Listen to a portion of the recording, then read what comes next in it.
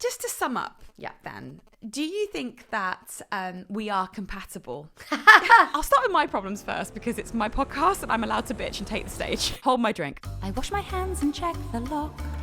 I Google symptoms round the clock. Intrusive thoughts inside my head. Google says I'm dead. Hello guys and welcome to the relationship episode of RoseCD. Now listen, we're going to get Rosie on the show. Like I'm Jimmy Fallon. But before we do that, I am going to bitch about her considerably. So Rosie and I just got back from Devon. We had a spontaneous holiday down to Torquay. It was very cheap. It was the Premier Inn. And you know what? It goes to show you do not have to spend a lot to have fun. I was mentally clear.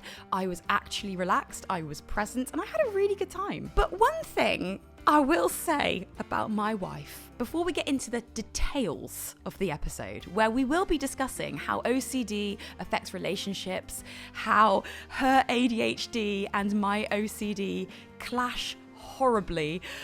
But I will say one thing. When Rosie and I go away and we have to stay in a hotel, I think she would agree that she cannot keep a small space, or any space actually, tidy or organised. And it is one of my biggest pet peeves about her. Like, we'll go into a hotel room and there were 4 of us, okay? And Rosie will open up her suitcase and she'll get all the clothes out of it and just like pile the clothes on top of her suitcase, right?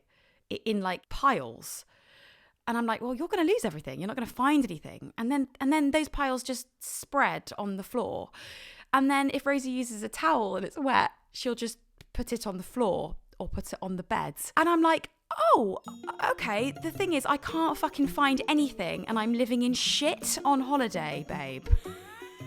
She's going to be so angry. She hates packing. Her ADHD cannot handle it. And she actually fears it, which is interesting because I fear unpacking because I hate that part of the holiday. And in her credit, she does do that really well and super fast. But anyway, back to the hotel room disaster. So then, like, you know, there's crap everywhere and then you introduce sand into the bed sheets. And for me, I'm out. When there's sand, I'm like, no, I can't actually cope. But anyway, listen, we had a really lovely time. It was the hottest day of the year. The sea was, you know, a nice shade of brown. It was really lovely. The kids loved it. And, you know, if the kids are happy, I'm happy. Sounds so self-pitying. I'm such a martyr.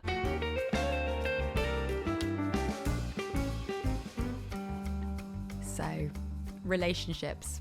Mine, to be specific. I've shared everything online. You've seen it all. If you watch us on YouTube, you've seen us dating, to when we got engaged, to when we got married, to when we moved in together, you know, kids, pets, everything. But what you don't see is how our mental health disorders clash. And we've noticed this lately a lot, actually. I think it's because we're under an extreme period of stress in our personal lives. You know, I've hurt my back, so Rosie has to do more physically. And, you know, just generally, you know, life, it's stressful. The kids are at an age where they're very physically demanding and, you know, we worry about them all the time, but we love it. You know, we wouldn't trade it for anything. But we have noticed that Rosie's ADHD, especially now that she's officially diagnosed and we know exactly what it is and how it works, we've realised that actually when you put ADHD and OCD together, I mean, it's not fun. It's really difficult to navigate. And we have our problems. So let's start with those. I'll start with my problems first because it's my podcast and I'm allowed to bitch and take the stage. Hold my drink. My biggest pet peeve is Rosie's inability to keep things tidy. Now, I appreciate she's got ADHD because I know she has. I knew before she had a diagnosis from the NHS. I think the world knew that Rosie had ADHD. Bless her heart, she goes off on a tangent. She'll start a story at the very, very, very, very, very, very beginning, add details that are completely unnecessary.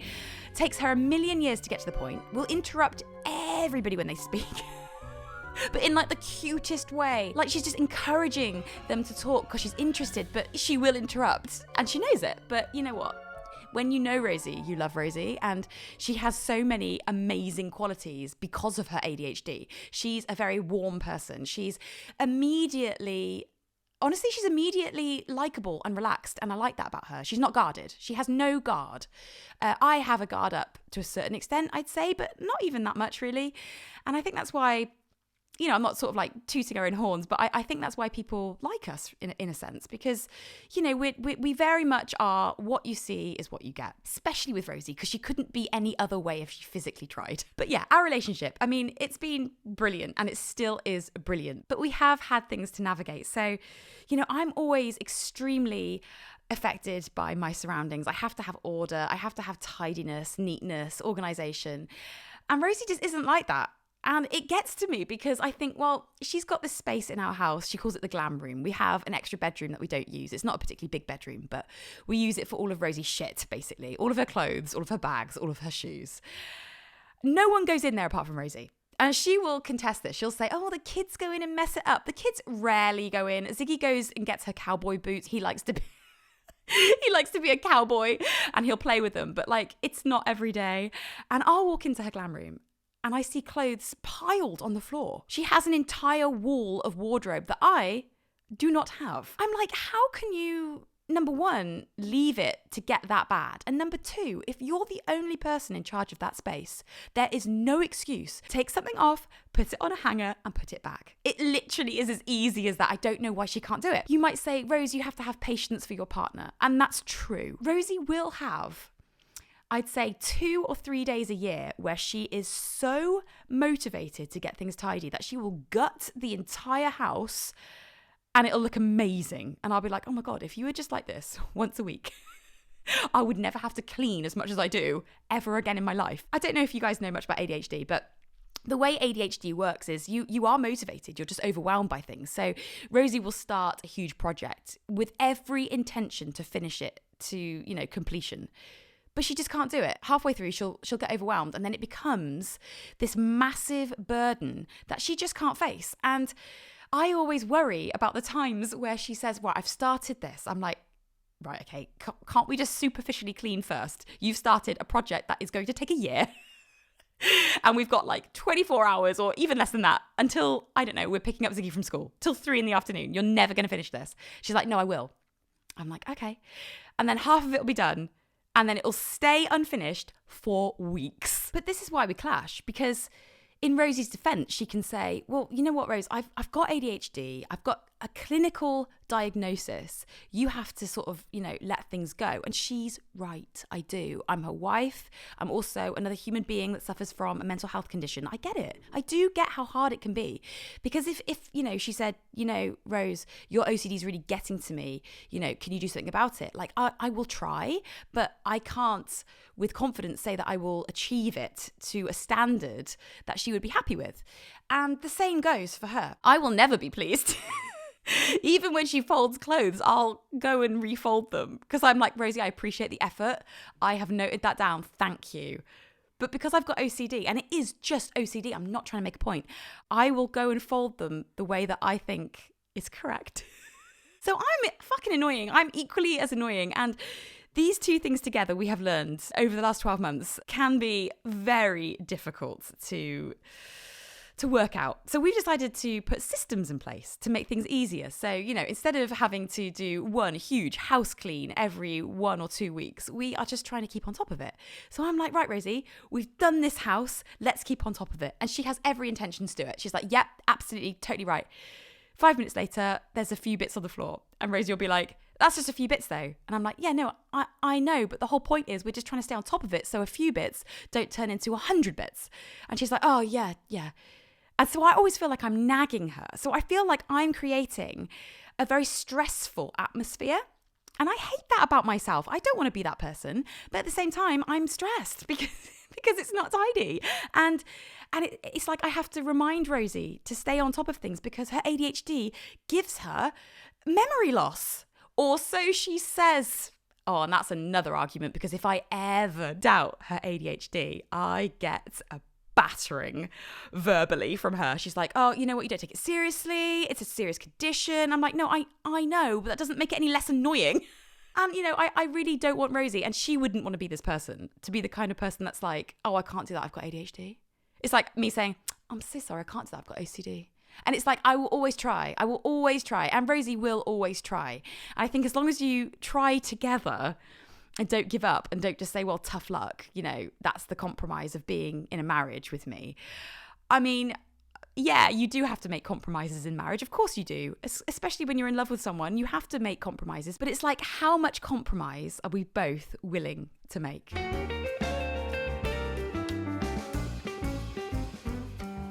Now, fortunately, even though I've suffered from many, many different types of OCD, I've never actually truly suffered from relationship OCD. But because I'm such a pro at OCD, I do know exactly what it's like. It's doubt, it's uncertainty, it's, do I actually love them enough? It's not as simple as, sometimes I wonder if we're compatible. It's more like you have a thought, then the anxiety hits, then you check. Then you get a temporary answer, you doubt the answer, then you check again. Do I love them enough? Am I attracted to them enough? Would I know if she was the one? Why didn't I miss them more? Why did that person seem attractive? Did I feel irritated by them? Why didn't I want sex tonight? What if we're actually just best friends? What if I've wasted their life? What if I've wasted my own life? What if I'm staying because I'm scared to leave? And these are really big questions because when you're in a relationship, any relationship, leaving or quitting is a huge deal, especially for Rosie and I. I mean, we've got children, we've got a business together, we've got a house together. Everything is tied to each other. And, there's a lot hinging on it. There's a lot hinging on our relationship. So I've told you guys, what it feels like inside my head, but I've never actually asked Rosie what it's been like standing outside of it. So I think now is the time to introduce her onto the show. I'm sorry, the show. Like, who do I think I am? So please welcome Rosie Doughton. Rosie, hello. Do I get the podcast voice treatment? Do you know what, Rosie? Yeah. You do. And it's just so lovely to have the opportunity to work with you. Because we never have that. So I just wanted to hear your thoughts. If you could consolidate them somehow, that would be fantastic. Fine. Okay. Hold on, I haven't even asked the question, Roseanne. So you're Please. ADHDing. Please. You're an ADHD diva. Do you love it? Do you actually love it? I fucking do, actually. Oh, you swore on the poddy. Yeah. How do you think, if at all, Rosie, my OCD has affected the strength or, I don't know, the ease of our relationship? Has it affected us in any way? Yeah. I'll let you take the stage. That's such an interesting question because Thanks. I think it has affected our relationship, but not in the way that I would have ever thought or expected, or maybe that other people wouldn't think or expect. Okay. It's so difficult because obviously I can only talk about our relationship, right? Mm-hmm. Everybody's got different forms of OCD and it's a spectrum, blah, blah, blah. You typically have health OCD, wanting everything to be tidy. So that's kind of how it manifests. And then it obviously is an anxiety disorder. And so you're generally anxious and go over things. Has it ever made you feel like you don't love me as much? No. Because you're you, and that's who I fell in love with. And do you know what? I just want to say, because you haven't heard what I've said prior to this, No. dare I call it an interview? And I have mentioned that you do struggle with, neatness, organisation, and keeping things tidy. But what I will say though, Rosie, is that is intrinsically you as well. You have ADHD. Does it frustrate me? Yes. Does my OCD frustrate you? Absolutely. Is it difficult because they clash? Sure thing. But essentially, these things make up who we are. Yeah. Right? It's so funny can you about see that because- past it to love me? Yeah, of course. Else we wouldn't be together. It's funny because not only do you have OCD and that's who you are, but you were also, like nature nurture. You were also brought up in a really spotless house, right? Like True. I walk into your parents' house. Like obviously, right now, your parents are retired, have no children in the home, no pets now. Well, they do, but do you know what I mean? Like they've not got. It's easy to keep tight. There's just two of them, and they've got a routine. Nothing's in the way. Yeah. But I think your house was always like that, wasn't it? Like you grew up and you told me, like your dad told you to make your bed every morning. Yep. And it's funny because so not only do you have OCD, but you've been raised in that household, right? I was raised in a hoarder, it was chaotic. There was 7 of us in one house. Do you think that's influenced your brain and 100. the way that you think? Yeah, nature, nurture, obviously, nurture, obviously it influences. And you can see that with our own kids, how, Ziggy started saying things now that we say. When he takes a drink, he goes, he started going, that's the good stuff. Yeah, everything he eats now, because Rose had some apple juice on holiday, and she went, that's the good stuff. So now everything, he's like, oh yeah, that's the good stuff. So you can see them literally, they're learning. They're a little learning absorbing sponge machine. So even if their brain isn't... It's really interesting. Yeah. So I never thought of it like that. And so I grew up in a house where there was one bathroom with no lock on. I was a teenager at school and there was babies at home who needed nappies changed. Do you know what I mean? It's like crazy. Always people around, always drama. So yeah, my priority was never, oh, the house has to be immaculate. I'm very conscious that I create quite a stressful environment because my OCD doesn't allow me to relax when there's disorganization, there's mess, right? And I don't want to piss you off. And I know that I do. And I know that I make the beds and I'm like, oh, if you could just not sit on the bed for a bit, that's great. I can't expect you not to sit on the bed in your own You do house. expect me not to, though. Well, I'd expect you to, but it would be, if I'm honest, it would be my ideal scenario where I make the beds and they stay perfect all day. Yeah, because when they're not perfect, I can't. I can relax, but not as well, and I have to find a certain level of acceptability that I'm happy with. I think you've hit the nail on the head there, because this is how it's affected. You asked at the beginning, and I've gone a long way round about it, like I do. But you said, like, how does it affect? And I said, it not in the way you'd think. And I think it's not the individual asks. I don't care that you're like, don't sit on the bed. It's the atmosphere. And that's what I care about. I care about it for our kids. Yeah. I'm a person who really goes with the flow, goes along with things. Again, maybe how I'm raised as well. I just kind of go along. You know, in lesbian relationships, they say there's someone who drives and someone who doesn't, which is with us. Yes. You drive. Right. You take the reins. I'm quite happy to go along with it. All I want is a home to feel relaxed in. I don't care if it's messy or tidy. You said, I find it hard to relax when things aren't tidy. I disagree. I think you find it hard to relax. I would agree. And yeah, I'm messy and I'm sloppy and it's probably really, really gets to you, but I can relax. Yeah, you can. I can. And I'm jealous of that. I envy it. And you should be. And because it's a great thing. It's funny that you should mention the kids, because I often think, how does my OCD impact on my children? And believe it or not, I try incredibly hard every day to not let it affect my children. And I always encourage messy play, believe it or not. I do. Do I hate it? Yeah, I fucking do. I can see you switching out your mind. I do, but what's more important, and I can say this with wholehearted honesty, is that they have an enriched, full childhood of every experience, regardless of how my comfort level.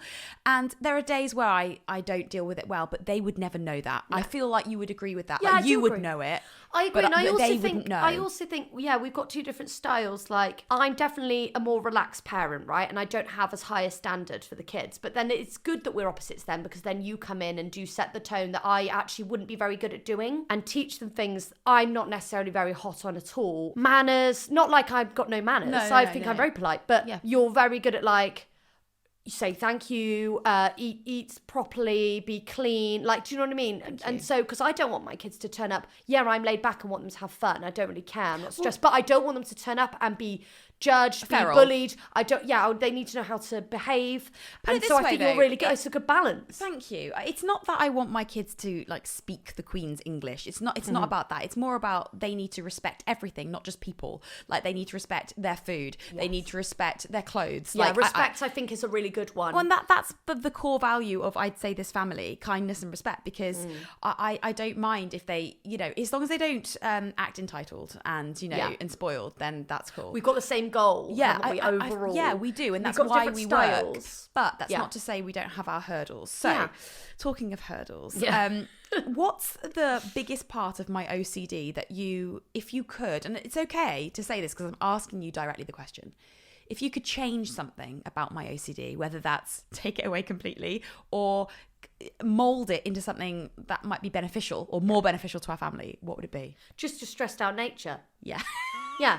Like, I don't care that you've got OCD. Right. I don't care. Like, obviously it's sad for you, just like but can I just interject and go backwards? Because I want to say, this is my ADHD here, going backwards. But God. I'm not perfect. I have ADHD and that impacts the kids. So when Rose is like, I'm trying not to, don't think that I'm sat here like, yeah, Rose, you're shit. I'm not. I have things. So what really affects me, what I really struggle with is my timekeeping, getting to school on time. And I was always late to school, and I don't want my kids to always be late to school, right? So I'm not perfect. I have my issues. I got to work on it too. So I don't want Because you're asking me what I would change. I don't want it to look like I'm just, Don't worry, you're Rosie. a terrible person. I've done nothing but bitch about you so far on this episode. So I want everyone to know here that I've got my, you talk about hurdles with each other, but everybody's flawed. Everybody has their own inner hurdles.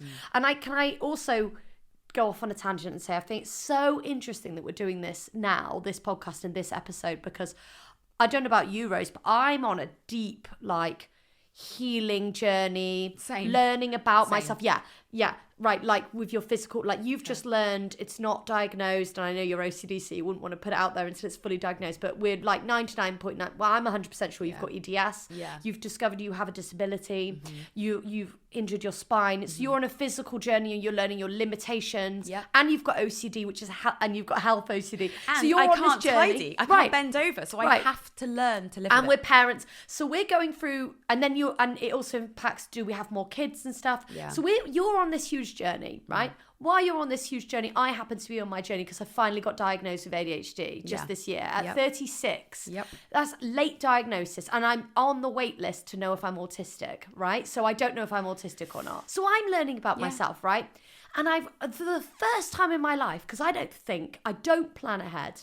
For the first time in my life, I've really been thinking about my family, me and you, our future, what we want, what will make us happy. Obviously, I'm taking into account as well your EDS.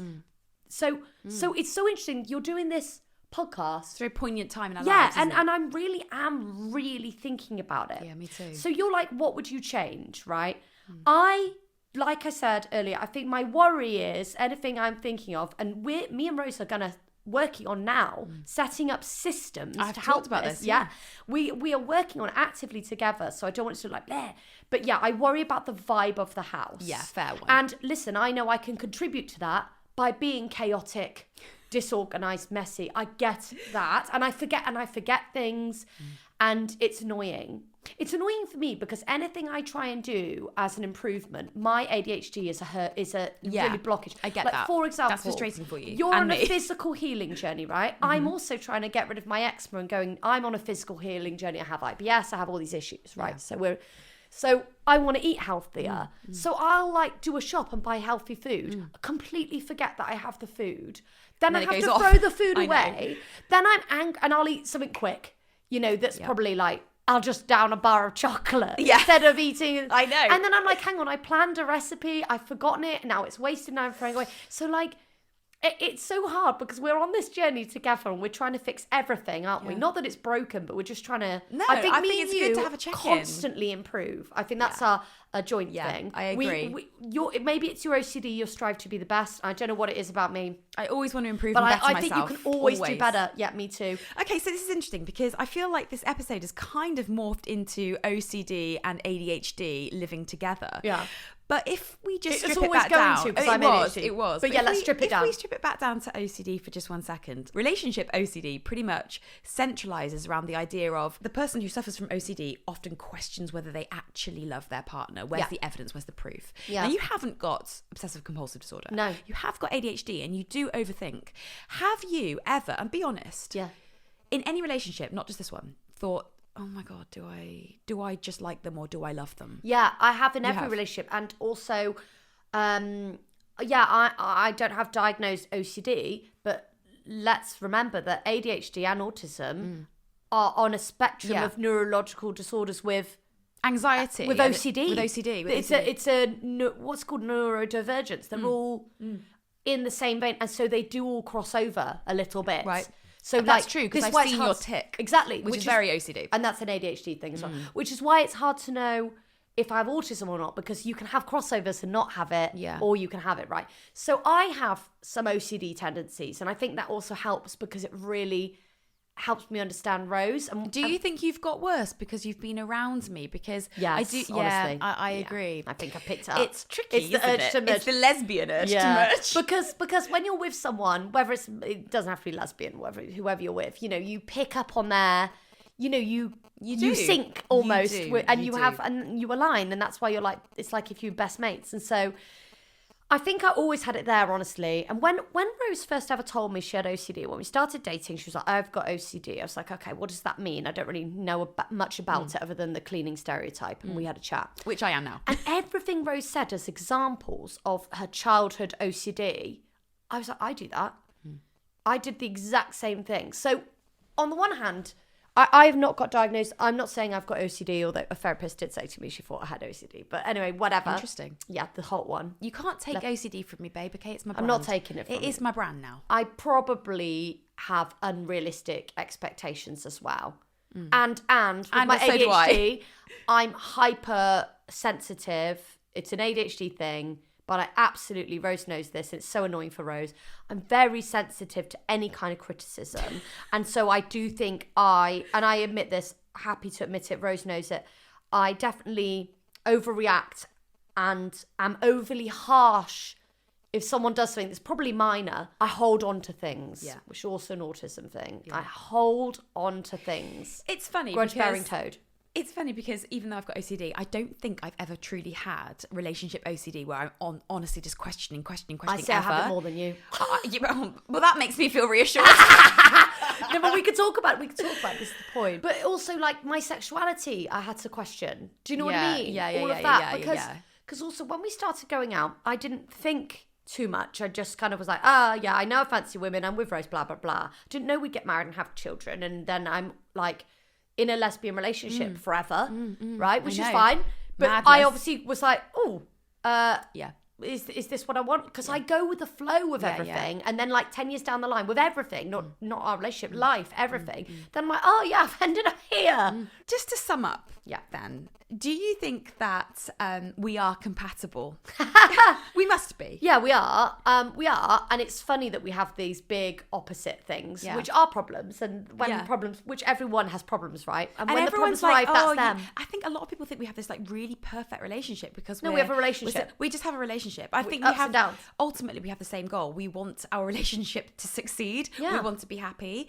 And the same other goals. Exactly. Like wanting to be happy. Yeah. It's not just in the relationship. No. We want... And we're willing to work achieve happiness, and we'll do things to make that happen, whatever it needs to be. And I think that we're willing to work on our relationship, and we're also willing to accept that it's not perfect. And I think when you can do that, actually, you can move forward. People aren't perfect though, Rose. No one's going to have a perfect relationship. I think you'll find that I am perfect. I've learned, like, nobody in the world is perfect, and no one will have a perfect relationship. What you do have is your good and bad. So, like, for example, when you're at the beginning of a relationship, and you think the sun shines out their asshole and they can't do anything wrong. Yeah. It seems perfect. Yeah. But then when you look back without your rose-tinted glasses, you can see, well, actually, I behaved like this and they behaved like this, and it's not perfect. Yeah. I just was so, like, love blinded. It's funny, though, because I still look back at our relationship and I do think I don't actually think, I was had a love really blind. Good time. Yeah. I really enjoy the early day memories, and it's not that I don't like where we're at now. I'm probably more excited about where we're at now because we're so strong. I think it's fun where we're at because we're really building our future and really planning it, which we never did. I think like the first, was it 10 years in that we had a baby? So like the first 10 years, I feel like we just was on a crazy roller coaster. We just went with it and it was amazing, blah, blah, blah. When I had Ziggy, our first baby, obviously loads of things happened. We were in lockdown, you had a miscarriage, and then I had a baby and got postpartum depression and had other things going on, right? And it really changed our relationship, right? And we're still kind of coming out from that. However, I wouldn't change it for the world. Well, I mean, I'd love not to have gone crazy, but and been depressed. We're all crazy, Rosie. But it's I think that's been a catalyst for then being like, right, what do we need? How can we keep ourselves on track for the rest of our life? What can we do? And we're learning more about ourselves. And then I got my ADHD diagnosis. So what I'm hearing then is that I'm perfect. You love me unconditionally. You've never once doubted us, and we want the same goals. I think we use every negative, me and you, to turn it into a positive. That's true. And I think that's something that's helped. Like, I think we've had our hurdles, like everyone has, and I expect more in the future because it just is. That's called life. Yeah. I think other people could give up when it gets tough, but we don't. That's always the option. But it's not an option for me, babe. We're like,